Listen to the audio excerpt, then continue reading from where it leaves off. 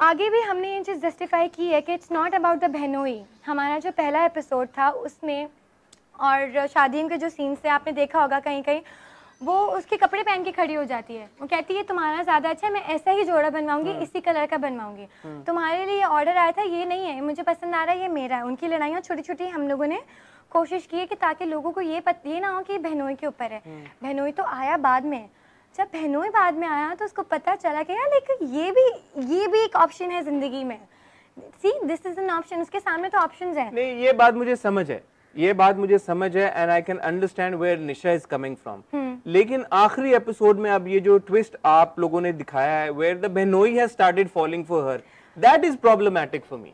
देखो अगर ये वन साइडेड चलता रहता और सिबलिंग राइवलरी डिसऑर्डर आपने अगर उसको टच करना था, दैट्स फाइन, एक राइटर की उसका प्रोगेटिव है, उसने अगर सोचा कि मैंने ये एक दुनिया क्रिएट करनी है, उसमें एक कैरेक्टर क्रिएट करना है, दैट्स परफेक्टली ओके। बट जहाँ पे मुझे ये थोड़ा सा डूबियस अब लगना शुरू हो गया कि why is the brother in law also falling for her, don't you think that is problematic? May be he was like that शुरू से, वो भी नेगेटिव है वो मे बी क्योंकि आपको जिस तरह मेरे जो फ्लैशबैक के सीन्स हैं अभी आगे के एपिसोड्स में आप लोग देखेंगे, हमने बचपन भी शूट किया है निशा मिशा का, उसमें भी जैसे मैं भी हर एक्टर की रिस्पॉन्सिबिलिटी होती है एक एक्टर का एक कैरेक्टर का sketch banana in the mind.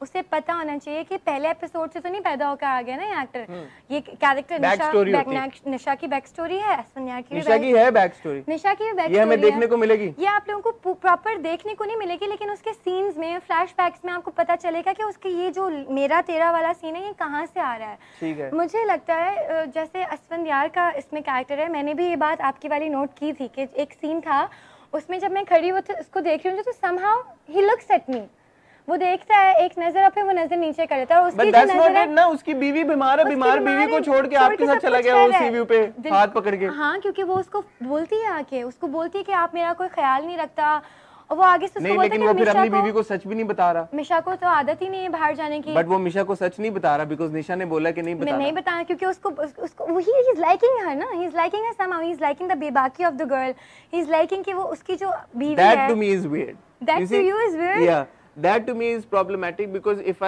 it was coming from just this angle where यार के जैसे आपने कहा कि sister rivalry disorder SRD आप दिखा रहे हैं, एक लड़की है whatever reason आप कह रहे हैं कि बैक स्टोरी भी उसकी थोड़ी बहुत हमें पता चलेगी, आप उसके फ्लैशबैक्स में भी जाएंगे, आपने बचपन के सीन्स भी शूट किए हुए, ठीक है, that's fine, but ये जो असफी वाला एलिमेंट है ना where he started falling for her and then not only that उस वजह से वो अपनी बीवी के साथ बदतमीजी कर रहा है, अगले एपिसोड के प्रोमो में हमने देखा उसको धक्का भी दे रहा है, that to me is wrong because फिर आप उस टिपिकल लाइन में जा रहे हो वेयर एक बहन ने अपनी बहन का घर बर्बाद कर दिया।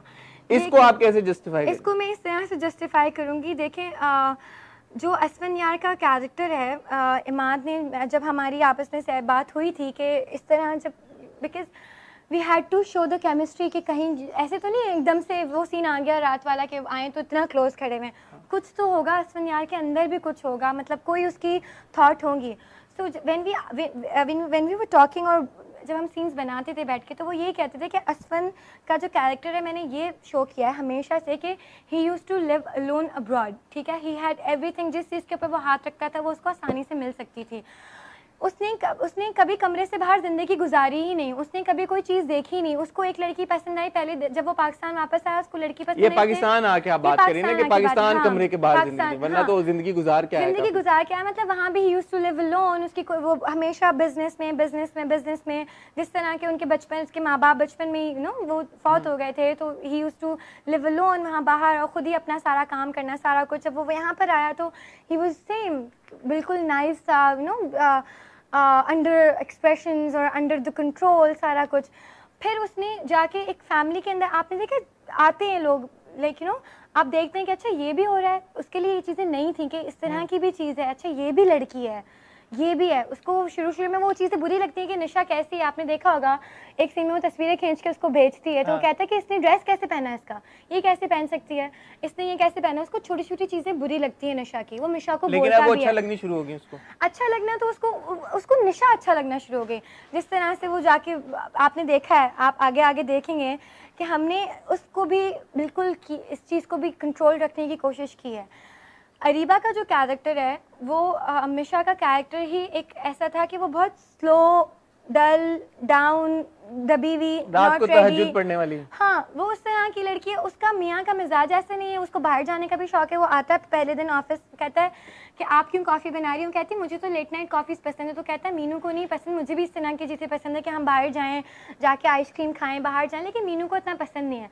उसको वो बात पता चलती है कि इसको बाहर जाना पसंद है। नेक्स्ट डे वो उसके सामने आके खड़ी हो जाती है, आप मुझे बाहर लेके चलें।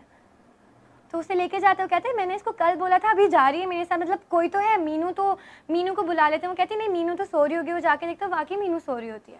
तो वो उसको वो डिस्ट्रैक्ट करती है। एसवन उसको नहीं लाइक कर रहा। She is making him fall for her because she knows how to. ठीक है, आपने ये बात समझाई और आपने ये भी कहा कि बैक स्टोरी भी आएगी, सब कुछ आएगा। और मैं दोबारा कह रहा हूँ कि ठीक है, एक राइटर ने अपनी एक दुनिया क्रिएट कर दी, उसका प्रोगेटिव है।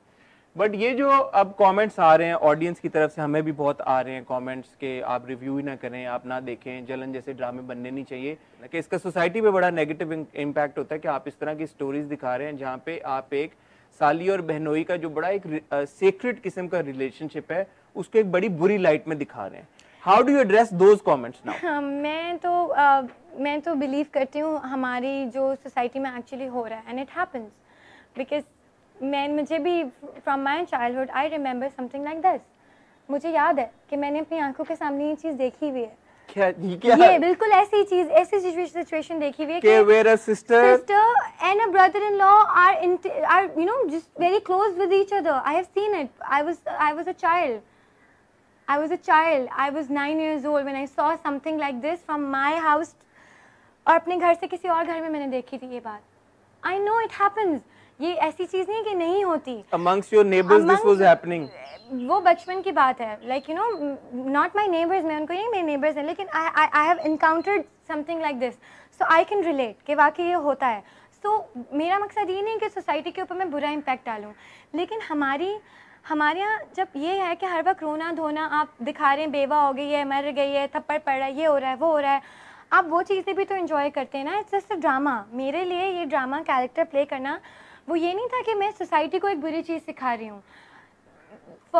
मेरे लिए वो ये चीज़ थी कि मेरे पास एक स्क्रिप्ट आया है, तो व्हाई नॉट अपनी बॉडी ऑफ वर्क एक्सपेंड करने के लिए एक अलग कैरेक्टर प्ले करने के लिए। Show my fans that I am capable of this.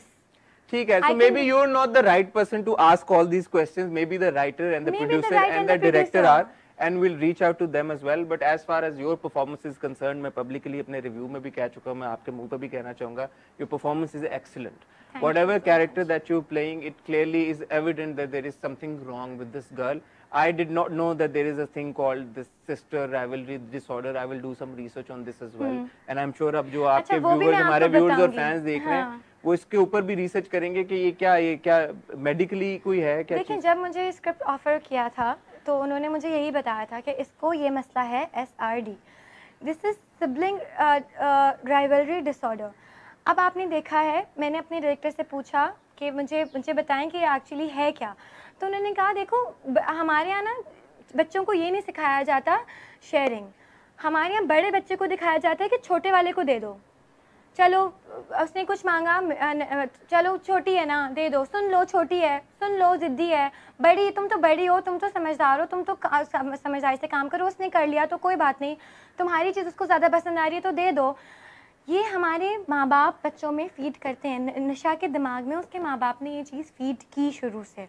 जो मैंने अपने दिमाग में ये चीज़ आई है ना, मेरे दिमाग में ये चीज़ की कहाँ से आई है, जो आपने सीन देखे होंगे जब निशा अकेली है तो निशा का एक्सप्रेशन एक अलग एक्सप्रेशन होता है, जो वो देख रही होती है विनिंग एक्सप्रेशन होता है उसकी आंखों में।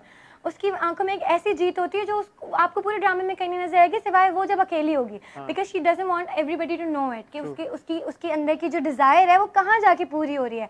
उससे वो डिज़ायर कहीं जाके उससे वो चीज़ प्लीज़ करती है तो वो जाके खुश होती है, जो वो जाके स्माइल देती है, वो अपनी आंखों से स्माइल करती है कि उसको वो चीज़ रिलैक्स कर रही है। दूसरों को तकलीफ दे के, दूसरों को परेशान करके, उसको वो दूसरों की चीज़ें छीन के she makes her self happy. लेकिन उधर गलती किसकी है? उधर गलती है निशा के माँ बाप की। जो माँ बाप में ये जो डिसऑर्डर इशू है, ये हमारे पेरेंट्स का काम है बेसिकली। हमें ये सिखाया जाता है कि चलो छोटी है दे दो, आपको नहीं पता कि वो बच्चा पर्सनालिटी में कितना परसेंट वो चीज़ अपने साथ लेकर जा रहा है, कितना ग्रो कर रहा है। निशा उससे एक्सट्रीम जा चुकी है। निशा ने उस चीज़ को ऑब्जर्व करते करते, क्योंकि उससे कोई पूछता नहीं है कहाँ जा रही हो, छोटी है कोई बात नहीं, कर लो, जाओ ले लो, ये चीज़ तुम्हें पसंद आया तुम रख लो। उसको वो चीज़ें भूल चुकी है कि रिश्ता क्या होता है, वो भूल चुकी है कि बहन क्या है, वो बहन की चीज़ है, वो भूल चुकी है। वो एक्सट्रीम चली गई है, रिलीजन से, सोसाइटी से, बहनोई से, रिश्तों से, हर चीज़ से। She is extremist. वो एक्सट्रीम पे जाके सोचती है। उसको अपना चाहिए, उसको अपने लिए चाहिए, उसको किसी और के लिए नहीं चाहिए।